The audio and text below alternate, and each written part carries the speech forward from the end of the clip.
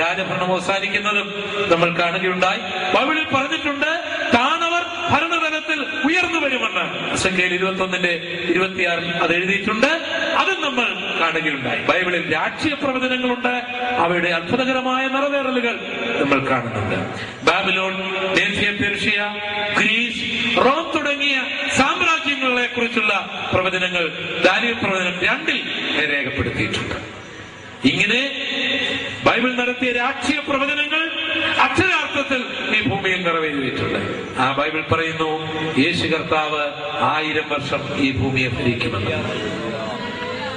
ഭൂമിയിൽ ഏതെങ്കിലും ഒരു രാജ്യത്തെ അല്ല, ഭൂലോകത്തെ മുഴുവൻ. അതുകൊണ്ട് ഇവിടെ അതിർത്തി തർക്കങ്ങളോ ഇവിടെ യുദ്ധങ്ങളോ ഉണ്ടായിരിക്കുകയില്ല. അതൊരു ദൈവാധിപത്യ ഭരണമായിരിക്കും. യേശു ഭരിക്കുന്ന കാലത്ത് ഒരു സുനാമിയോ ഒരു കത്രീനയോ ഇവിടെ ഉണ്ടാകുകയില്ല. ഇവിടെ കൊടുങ്കാറ്റുണ്ടായിരിക്കുകയില്ല, ഇവിടെ ഭൂകമ്പം ഉണ്ടായിരിക്കുകയില്ല, ഇവിടെ കൊലപാതകം ഉണ്ടായിരിക്കുകയില്ല, ഇവിടെ പട്ടിണി ഉണ്ടായിരിക്കുകയില്ല, ഇവിടെ അതിർത്തി തർക്കങ്ങൾ ഉണ്ടായിരിക്കുകയില്ല, ഇവിടെ യുദ്ധങ്ങൾ ഉണ്ടായിരിക്കുകയില്ല. ഇവിടെ സമാധാനത്തിന്റെയും സമൃദ്ധിയുടെയും ഐക്യതയുടെയും ഒരു കാലമായിരിക്കും. അത് 1000 വർഷത്തെ ഭരണം. കരങ്ങൾ ഉയർത്തി ദൈവത്തെ സ്തുതിക്കാം. അതാരും വോട്ടിട്ട് ജയിപ്പിക്കുന്നതല്ല, അതുകൊണ്ട് ആരും ഇറക്കി വിടുകയുമില്ല. അത് സ്വർഗത്തിലെ ദൈവം സ്ഥാപിക്കുന്ന സ്ഥലം. 4ാമത്തെ യേശുവിന്റെ അവതാരം ബൈബിൾ പറയുന്നത് ന്യായാധിപനായി താൻ വരും എന്നാണ്.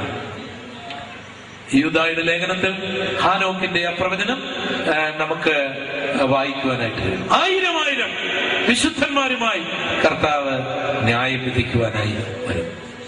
വെളിപ്പാട് പുസ്തകം 20:11 മുതലുള്ള വാക്യങ്ങളിൽ നമ്മൾ വായിക്കുന്നത്, ഞാൻ വലിയൊരു വെള്ള സിംഹാസനവും അതിലൊരുവൻ ഇരിക്കുന്നതും കണ്ടു. മരിച്ചവർ ആ ബാലവൃന്ദം സിംഹാസനത്തിന്റെ മുൻപിൽ നിൽക്കുന്നതും കണ്ടു. മരിച്ചവർക്ക് അവരുടെ പ്രവൃത്തികൾക്കടുത്ത ന്യായവിധി ഉണ്ടായി. ജീവപുസ്തകത്തിൽ പേരെഴുതി കാണാത്ത ഏവനെയും തീപ്പൊയ്കയിൽ തള്ളിയും. നമ്മൾ ന്യായപീഠങ്ങളെ മാനിക്കുന്നു. ന്യായപീഠങ്ങളില്ലാത്തൊരു ലോകം നമുക്ക് ചിന്തിക്കുവാൻ കഴിയുകയില്ല.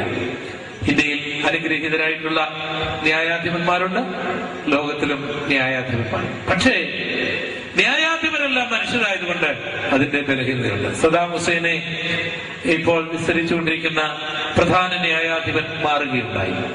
അദ്ദേഹത്തെ കൊണ്ട് കഴിയുന്നില്ല. കാരണം സദാം അദ്ദേഹത്തെ നിർത്തിപ്പൊരിക്കുകയാണ്, ന്യായാധിപനെ.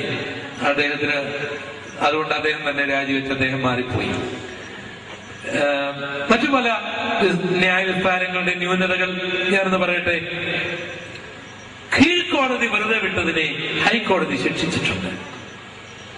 ഹൈക്കോടതി ശിക്ഷിച്ചതിനെ സുപ്രീം കോടതി വെറുതെ വിട്ടിട്ടുണ്ട്. എന്താണ് ഇതിന്റെ അർത്ഥം? ഒരേ നിയമത്തിന്റെ ഉള്ളിൽ എന്താണ് ഇങ്ങനെ സംഭവിക്കുന്നത്? ന്യായാധിപന്മാർ മനുഷ്യരാണ് എന്നതിന്റെ വ്യക്തമായ തെളിവാണ്. പണമുള്ളവർക്കും മിടുക്കുള്ളവർക്കും രക്ഷപ്പെടുവാനുള്ള ധാരാളം പഴുതുകൾ എല്ലാ രാജ്യങ്ങളിലുമുണ്ട്.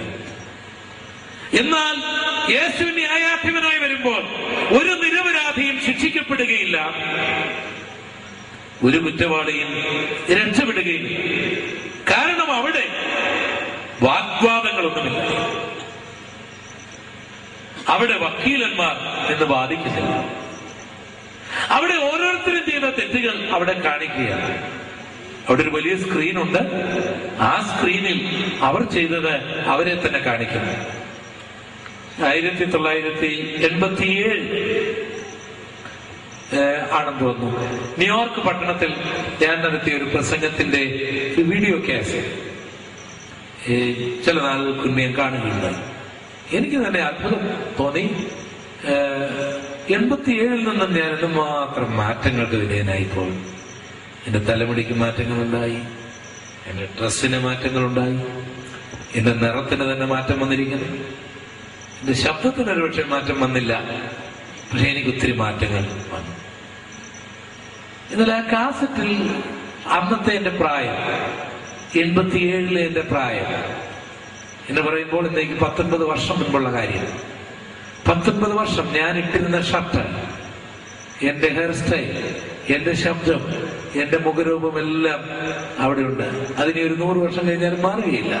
അതാണ് ഇതിന്റെ ഈ വീഡിയോയുടെ ട്രിക്കുകൾ.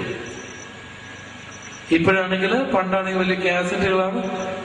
ഇപ്പോൾ വീഡിയോ ക്യാമറയിൽ കാസറ്റ് ഒന്നുമില്ലാത്ത ഡിജിറ്റൽ എന്ന് ഉദ്ദേശിക്കുമ്പോൾ ഈ കമ്പ്യൂട്ടറിന്റെ ഹാർഡ്വെയർ സിസ്റ്റം ഉള്ളതുപോലെ തന്നെ ഒരു ഫിലിമും ഇല്ലാത്ത ക്യാമറ ഞാൻ എടുത്ത് ഈ അടുത്ത സമയം കാണുന്നുണ്ട്. 10-20 മണിക്കൂറുകൾ അത് ഫീഡ് ചെയ്യാം. ഒരു ചെറിയ ക്യാമറ, അതിന് കാസറ്റ് ഒന്നുമില്ല, നേരിട്ട് കമ്പ്യൂട്ടർ ത്രൂ നിങ്ങൾക്ക് CD റൈറ്റ് ചെയ്തെടുക്കാം. അപ്പോൾ ഇങ്ങനെ ഇപ്പോൾ ഈ സഹോദരന്മാർ എന്റെ പ്രസംഗം ഇവിടെ റെക്കോർഡ് ചെയ്തിട്ടുണ്ട്. എന്റെ ഈ രൂപം, ഈ ശബ്ദമൊന്നും ഇനി ഒരു 10 വർഷം കഴിഞ്ഞ് ഞാനുണ്ടെങ്കിൽ ഇതിൽ മാറ്റം വരില്ല, എനിക്ക് മാറ്റം വരും. ഇതൊക്കെ കണ്ടുപിടിക്കാൻ ദൈവം മനുഷ്യന് ജ്ഞാനം കൊടുത്തെങ്കിൽ ആ ദൈവത്തിന്റെ ജ്ഞാനം എത്ര വലുതായിരിക്കും. ആ ദൈവം ഒരുവൻ പറയുന്നതും ചെയ്യുന്നതുമൊക്കെ റെക്കോർഡ് ചെയ്യുന്നു. അത് റെക്കോർഡ് ചെയ്തിട്ട് അവന്റെ മുൻപിൽ അത് കാണിക്കും. അവന്റെ മുൻപിലല്ല, എല്ലാവരുടെയും മുൻപിൽ. ഒരുവൻ കൊലപാതകം ചെയ്തിട്ടുണ്ടെങ്കിൽ നീ കൊലപാതകം ചെയ്തു പോയെന്ന് ദൈവം ചോദിക്കാതെ അവൻ കൊലപാതകം ചെയ്ത കാര്യങ്ങൾ അവന്റെ കണ്ണിന്റെ മുൻപിൽ സിനിമയിൽ കാണുന്നത് പോലെ ആ വലിയ സ്ക്രീനിൽ അവനെ കാണിക്കുകയാണ്. അവൻ മോഷ്ടിച്ചിട്ടുണ്ടെങ്കിൽ നീ മോഷ്ടിച്ചുവോ എന്ന് ചോദിക്കാതെ അവൻ നടത്തിയ മോഷണം അവനെ തന്നെ കാണിക്കുകയാണ്.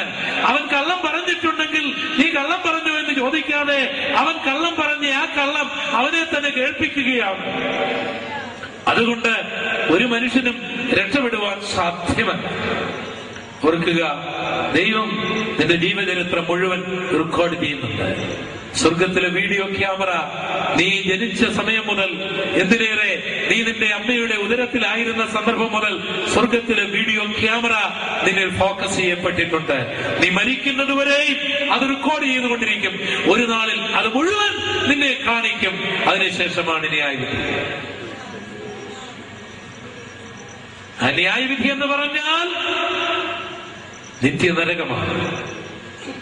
പുഴുക്കളുള്ള, അഗ്നിയുള്ള, പിശാചുക്കൾ അക്ഷരികമായി തള്ളപ്പെട്ടിരിക്കുന്ന ഭയാനകമായ അഗ്നിക്കടലിലേക്കാണ് ജീവപുസ്തകത്തിൽ പേരില്ലാത്തവരെ തള്ളിക്കളയുന്നത്.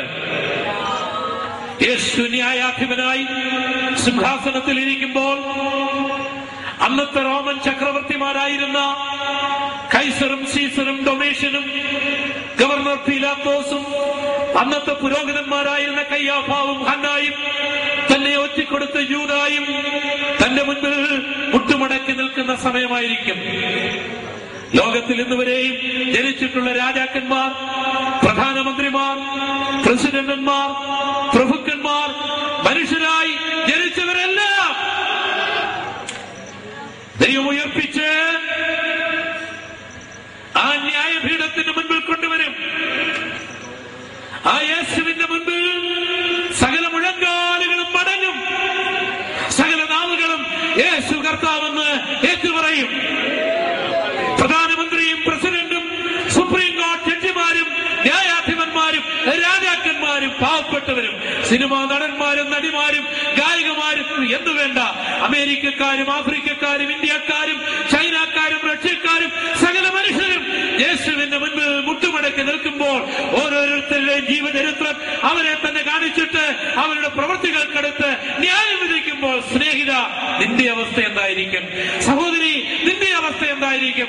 സഹോദര, നിന്റെ അവസ്ഥ എന്തായിരിക്കും? ചെയ്തു കൂട്ടിയ പാപങ്ങൾക്ക് എന്താണ് ഇനി വഴി? ആ സ്ക്രീനിൽ വെളിപ്പെടാതിരിപ്പാൻ എന്താണ് ഇനി വഴി?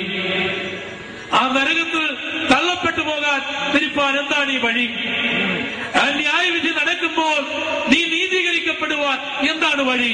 അതിനൊരു വഴിയുണ്ട്. യേശു ഗോൽഗോത്തായുടെ മലയുടെ മുകളിൽ യാഗമായി തീർന്നത് താൻ ബലഹീനനായതുകൊണ്ടല്ല, റോമൻ പടയാളികൾക്ക് കരുത്തുണ്ടായിരുന്നത് കൊണ്ടുമല്ല.